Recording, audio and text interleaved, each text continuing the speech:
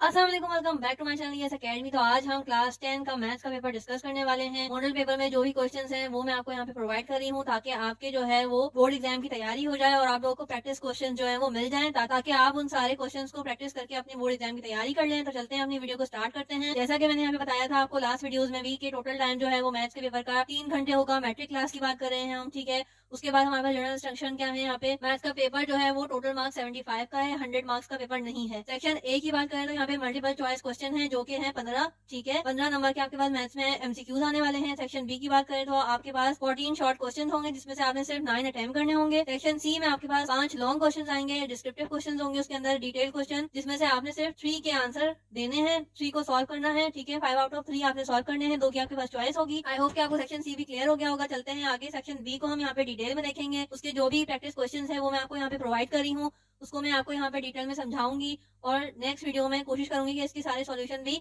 यहाँ पे प्रोवाइड कर दूं। तो चलते हैं, सबसे पहले क्वेश्चंस देख लेते हैं। जैसा कि ऑलरेडी बताया गया है कि हमने टोटल 6 क्वेश्चन जो है वो अटेम्प्ट करने हैं और हर सवाल सेम मार्क्स का है, ठीक है। टोटल सेक्शन बी जो है वो 30 मार्क्स का है और हमने 6 क्वेश्चन को अटेम्प्ट करना है, यानी कि 5 नंबर का एक सवाल है। सेक्शन बी क्वेश्चन नंबर 2 से स्टार्ट हो रहा है। तो जैसे कि हमारे पास यहाँ पे गिवन है, find the solution set of the following equation. आपके पास ये इक्वेशन दी हुई है x+1/3 मॉड में है =1, ठीक है। आपने इसको सॉल्व करना है और इसके सॉल्यूशन सेट प्रोवाइड करने हैं। नेक्स्ट आपके पास है question number 3, find the solution set of the following equation, also verify the answer, ठीक है। आपके पास LH साइड और RH साइड गिवन है, आपने इनको सॉल्व करना है और इनको प्रूव करना है, ठीक है। आई होप कि आपको यहाँ पे क्लियर हो गया होगा कि कौन से क्वेश्चंस किस चैप्टर से रिलेटेड हैं। नेक्स्ट आपके पास है eliminate y from this equation, ठीक है। नीचे आपके पास जो इक्वेशन गिवन है y² + 1/y² = m², और दूसरी इक्वेशन आपके पास गिवन है y4 + 1/y4 = v²। आई होप कि आपको यहाँ पे समझ आ गया होगा कि चैप्टर से रिलेटेड है, किस तरह से सॉल्व होने वाला है। यहाँ पे मैं ये सारे क्वेश्चन आपको प्रैक्टिस क्वेश्चन प्रोवाइड कर रही हूँ कि आपने सारे चैप्टर से कौन कौन से इंपॉर्टेंट क्वेश्चन को पिक करना है और आपने अपनी प्रिपरेशन देखनी है कि कितनी आपने प्रिपरेशन की हुई है, कि अगर कोई भी रैंडम क्वेश्चन आ जाए तो आप उसको कितने हद तक सॉल्व करने में कामयाब होते हैं। क्वेश्चन नंबर 5 है a/b+c = b/c+a = c/b plus a c/b plus a and a+b and a+b+c is not equals to 0. Then prove that a is equals to b and b is equals to c.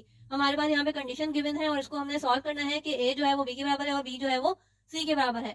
तो आई hope कि आपको ये भी question solve करना आता होगा, इसका solution आपको मालूम होगा। नेक्स्ट आपके पास है question number 6, if a, b and c are in continued proportion then prove that a² + b² + c² over a plus b plus c is equals to a minus b plus c. I hope कि आपको ये question भी समझ आ गए होंगे। Next आपके पास है question number 7, a set of data contain that values, ठीक है। आपके पास ये कुछ गिवन डाटा है 148, 145, 160, 156, 160, 160 के बाद दोबारा से 160 है और 165। यहाँ पे आपने क्या करना है, show that mod is greater than median and median is greater than mod. आपने ये तीनों चीजें, तीनों वैल्यूज निकालनी है इस डाटा के थ्रू और उसके बाद इसको प्रूव करके देना है कि जो है मॉड सबसे बड़ा है, उससे छोटा मीडियन है और सबसे छोटा मीन है, ठीक है। उसके बाद आपके पास क्वेश्चन नंबर 8 है, find the deviation from the following information, ठीक है। आपके पास x बार की वैल्यू गिवन है, n गिवन है और समीशन x² की वैल्यू गिवन है। आपने क्या करना है, स्टैंडर्ड डेविएशन निकाल के देना है गिवन डाटा से, ठीक है। जो चीजें प्रोवाइड है हमने उनकी वैल्यू डालनी है और जो चीजें प्रोवाइड नहीं है तो वो हमने ड्राइव करनी है। क्वेश्चन नंबर 9 है, find all the value of the trigonometric ratio of 60, ठीक है। हमने यहाँ पे सारे रिलेशन बताने हैं रेशियो के 60 डिग्री से, सही है।